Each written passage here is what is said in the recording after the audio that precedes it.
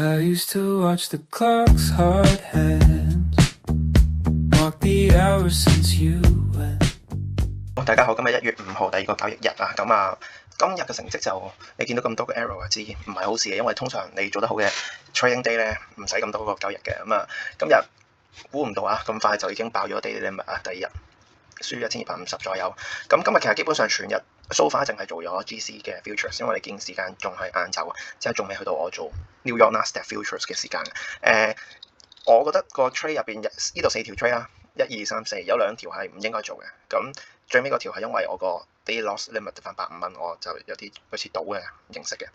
咁然後咧，我覺得最唔應該第二條嘅反手啦，嗰度輸咗差唔多500蚊。呢一度就會一陣再細講。咁我覺得今日個 trade 咧 so far 俾我感覺就係有啲衝動係啦，即係我等嘅嘢。可能因為前面影響咗，我覺得 miss 收咗一個大嘅 opportunity， 令到後面有啲失控係啦。咁逐條講先啦。咁一開始咧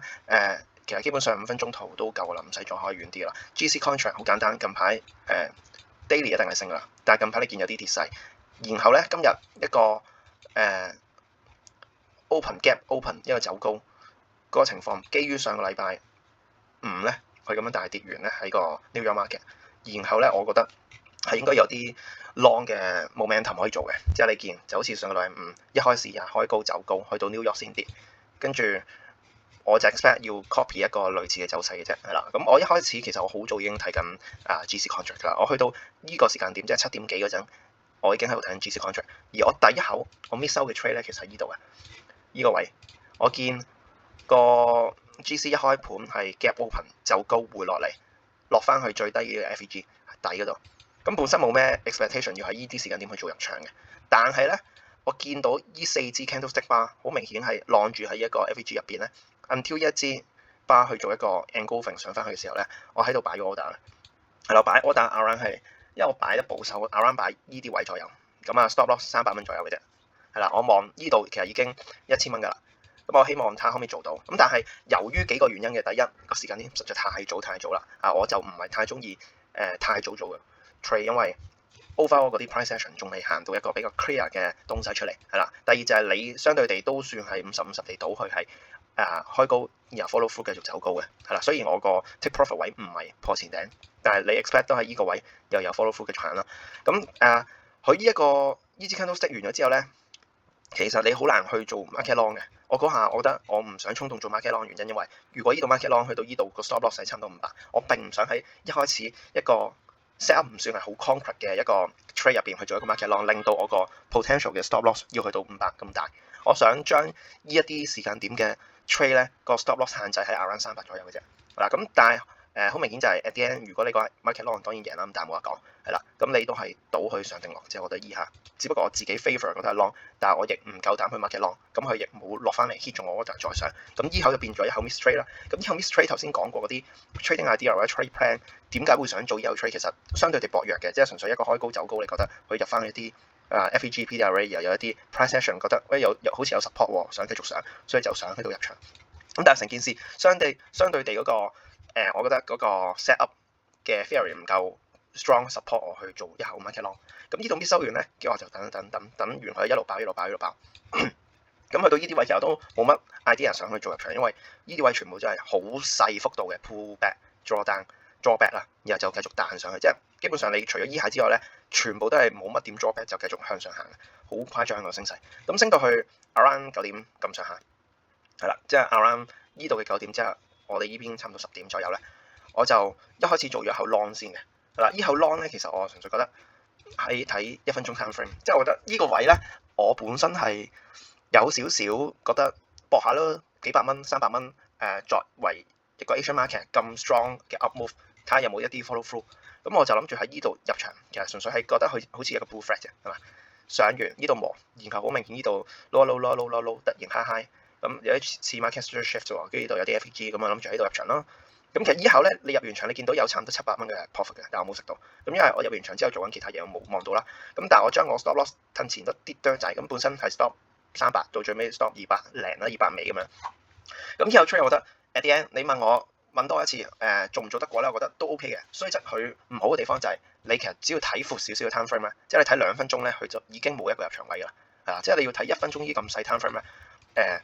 我現階段我唔覺得係一樣十分之好嘅一個操作，係啦。咁但係我覺得 at least 你個 risk to reward 夠 concrete，然後你其實 take profit 個位仍然係未去到前頂，你 expect 有個follow through，可能就算佢跌，佢都要上一上先再跌。喺呢個 idea 底下 ，stop loss 又夠restrict 咗喺一個你自己 acceptable 嘅一個 range， 成件事我覺得 OK 嘅。係啦，依口輸300，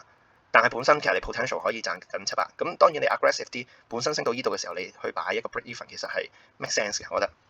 即係做得更加保守啲啦，應該話就係你熄咗依個 arrow 先。我依一支擺入場噶嘛，09。咁其實升到依度時，依度已經有 FAG， 即係其實你可以安全啲嘅話，你擺喺 break even point， 喺依個位升到上去 break 咗呢啲前頂之後，你呢度擺翻喺個 break even point， 依口你平手走其實可以更加保險啲啦個做法，係啦。咁但係輸咗都唔係問題，最大問題跟住嗰口反手嘅，係啦。跟住嗰口反手我係俾呢一支咁大嘅 red bar 影響咗，影響唔係問題，即係我覺得佢一度咁大支 red bar 留一個咁大 FVG， 當然啦，你2分鐘其實佢都係 nothing 嚟嘅啫，2分鐘冇 FVG 添啊。佢跌完落嚟之後咧，令我覺得咁佢似咁樣行嘅一個 BF red 落翻去喎，咁有冇可能 take 翻呢啲 low 啊、呢啲 low 啊咁樣？特別佢都升咗咁多啦，係咪先？咁同埋佢好明顯就係依下我 suppose 冇 take profit 幾位，其實佢 grab 咗依兩個細嘅 relative equal high 㗎嘛。咁但係我最大問題係因為我頭先嗰口輸咗，咁我依後其實有啲係即刻 flip shot 嘅 market shot 嚟嘅，即係我覺得最差做咗依個位咯。如果好啲咧，你俾少少耐性，你打翻上少少先去做一口 shot， 你個 stop loss 會細好多。呢個 stop loss 係400啦，其實應該有啲錯，睇下先。見唔見得？其實我係 short 輸緊500嘅，因為我係04 short 嘅，我呢度係 stop 咗300，跟住呢度再 stop 500，依口又真係比較問題大同埋衝動，即係有啲 revenge trade 感覺。本身一個 Asian market 我都唔會 expect 太多 move 嘅情況，但係我 miss 咗最靚嘅 entry， 行咗咁大段 move， 佢依一度一個300蚊輸咗冇 follow through 已經算啦，我即刻再打反手，仲有一個 market short 嘅turn around， 即係一個即刻 flip shot stop loss 完即刻 flip position。然後令到俾佢一個相對地 ranging 嘅 trend 去左一巴右一巴，我覺得呢個係一個比較大嘅錯誤。之後我覺得全日輸得最影響我全日嘅 trade 就係依後 refrange 嘅 short position， 令到後面失晒預算。咁我後面就基本上唔睇㗎啦，我就冇再理到。until 去到晏晝呢個時候咧，其實呢個 position 咧，我覺得自己去做咧個問題都不大嘅，係啦。點解我會咁樣講咧？因為去到後面啦，咁我一路喺度等講多少少先係啦。咁去到依度我輸完之後咧，依度再上翻去嘅時候咧，我就諗咁有冇可能其實佢係做一個好長時間 bull run 依度上翻去跟住由我見到2分鐘，終於有啲明顯啲 FEG 咯喎，係咪先？再係 market structure shift 啫喎。咁我有擺過張 order 喺依個位嘅，好似 around 05點幾啊，依度咁上下嘅，攞依個 order block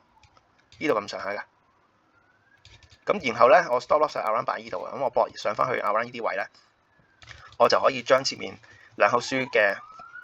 翻盤嘅。咁你見咧，依口 trade 咧去到後面其實係 hit 到，兼且可以 profit 嘅。咁但係當然啦，我冇將依口 trade last 咁耐，放到依啲位置啦。基本上我等依口 trade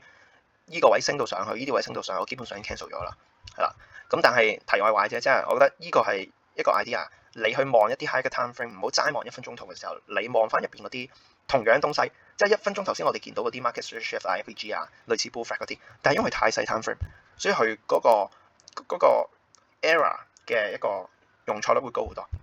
即係行嗰啲嘢，佢未必真係 follow through 行俾你，因為佢太細 time frame， 佢唔可以作準。但係你只要開大一個1分鐘嘅 time frame， 或者大多1-2分鐘、5分鐘 time frame， 佢行出嚟嘅嘢，佢已經用多咗1倍甚至好幾倍時間去證明俾你睇有個 momentum， 所以你可以更加去相信嗰個大啲 time frame 圖行出嚟嘅嘢，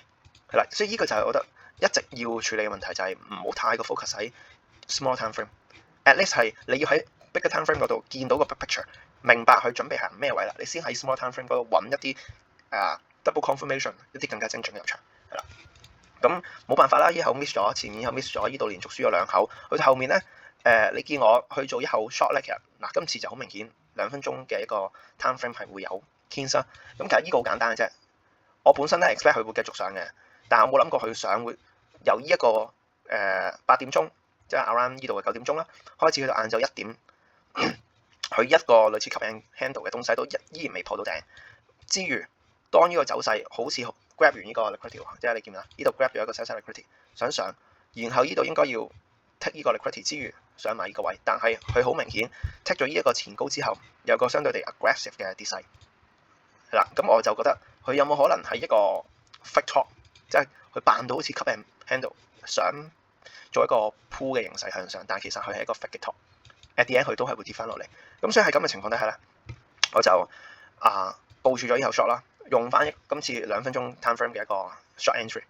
喺度做一口 short， 然後又係 around 300內嘅一個 stop loss。咁今次咧，我覺得呢個入場比起前面嗰兩個入場咧，我有更加大嘅 conviction， 而且我覺得就算輸咗唔緊要，因為成個 set up 係完整好多啦。對我嚟講，呢度入完場，我 stop loss 唔係我個 take profit， 無論係講緊呢個前低位 around 1000蚊左右，或者甚至係 aggressive 啲去到呢一度 around 2000蚊、1900蚊，我覺得都係 acceptable。然後當然啦 ，at the end 我輸咗，但係我覺得輸完之後咧，呢個位先真正令我覺得可以做一個 flip position 嘅地方，而唔係呢個位，因為呢個位太細啦。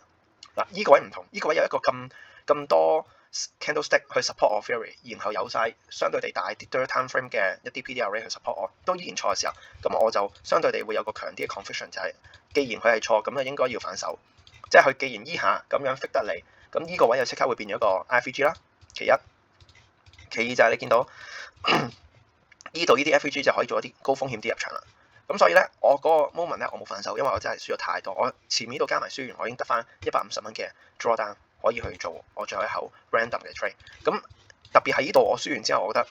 需要冷靜下，所以我唔想重蹈呢個覆轍。咁所以咧，我就即刻去咗 PayPal account 嗰度做咗一口long position， 見唔見啊 ？Exactly 就係喺呢一度最低最高風險 exactly 依支巴底就做咗入場，然後其實佢個 drawdown 得100左右嘅啫，然後就 target 翻前頂 take a profit 噶啦。依後好靚，依後差唔多12格13格左右，係啦，咁即係一手都1300蚊噶啦講緊。可惜就係我前面呢度 mess up 咗，即係講緊我個 Tradify account 前面都 mess up 咗，令到以後就算輸咗之後，我唔敢去做 flip 嘅 position 去做以後 long 係啦。咁呢一度咧，其實基本上我依家會 trade 緊就係因為我最尾嗰口輸咗咧，我就覺得想試下用 PayPal account 做個反手嘅，係啦。咁我到最尾以後輸其實都相對地係一啲 random trade 嚟㗎啦，得翻150。咁想睇下佢呢度破咗前頂，入到 London session 開始見到唔似有力繼續上上，咁有冇可能 grab 完個intraday high 有個 pullback 落翻去？係啦，我 expect 係咁嘅啫。咁 so far 仍然未有啦，即係好明顯呢度有啲相對地大少少一啲 FVG， 但我入場work 佢落唔到去，佢唔係一個 grab intraday high 落翻去嘅情況，佢反而喺個頂嗰度磨。咁令我覺得喂，咁佢似真係嗰啲 cup and handle 嗰啲咯，破完個頂喺個頂上面嘅地方喺度磨一個底，然後呢度就要爆啦。係啦，咁依家仲要去到 London 嘅 silver bullet hour 咧，就有可能呢度就開始會有啲 extension 上去 pull back，然後就繼續上。但係我已經冇辦法做到啦，因為我個 account 已經爆咗。咁所以咧就今日非常之可惜，演示咗一日衝動revenge trade 嘅一個日子係啦。咁我覺得今日最大敗筆都係第二口 revenge trade 啦。即係你諗下，如果第二口 revenge trade 冇輸，我度有500蚊嘅 buffer， 咁我最尾呢口150，我亦都唔會相對地咁衝動去亂打。咁我650蚊 buffer 嘅話，呢個位可以去做啦。呢個位基本做完之後咧，已經可以將個 loss turn around 咗，會有錢賺之餘，我依家就可以再諗緊點樣去部署最尾一口決定性嘅 trade 啦。咁但係暫時就冇辦法啦。咁今日就要完㗎啦，因為今日個 daily loss limit 過咗之後，我已經唔能夠再 trade 呢個 account。咁睇下聽日能唔能夠翻盤。因為如果聽日我再 hit 個 daily loss amount 個 limit 咧，我個 account 就會爆。咁我就要重新打過個challenge 去攞一個分得嘅 account 啦。係啦，咁今日個 review 就係咁多。Thank you。